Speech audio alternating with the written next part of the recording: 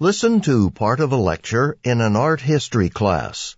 The professor has been discussing the origins of art. Some of the world's oldest preserved art is the cave art of Europe, most of it in Spain and France. And the earliest cave paintings found to date are those of the Chauvet Cave in France, discovered in 1994.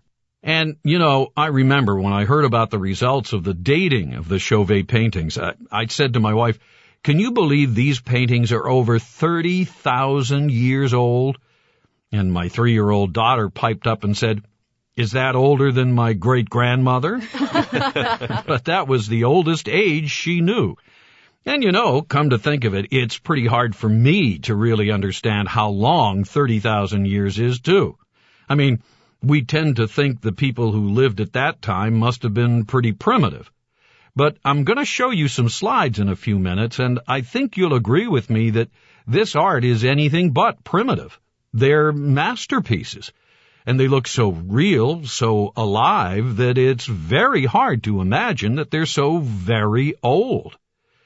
Now, not everyone agrees on exactly how old. A number of the Chauvet paintings have been dated by a lab to 30,000 or more years ago. That would make them not just older than any other cave art, but about twice as old as the art in the caves at Altamira or Lascaux, which you may have heard of. Some people find it hard to believe Chauvet is so much older than Altamira and Lascaux, and they noted that only one lab did the dating for Chauvet, without independent confirmation from any other lab.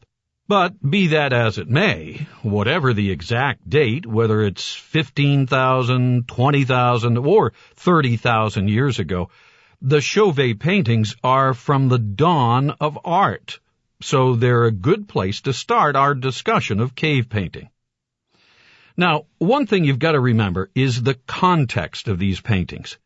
Paleolithic humans, that's the period we're talking about here, the Paleolithic, the early Stone Age, not too long after humans first arrived in Europe. The climate was significantly colder then, and so rock shelters, shallow caves, were valued as homes protected from the wind and rain. And in some cases, at least, artists drew on the walls of their homes. But many of the truly great cave art sites, like Chauvet, were never inhabited. These paintings were made deep inside a dark cave where no natural light can penetrate. There's no evidence of people ever living here. Cave bears, yes, but not humans. You would have had to make a special trip into the cave to make the paintings, and a special trip to go see it. And each time you'd have to bring along torches to light your way. And people did go see the art. There's charcoal marks from their torches on the cave walls, clearly dating from thousands of years after the paintings were made. So we can tell people went there.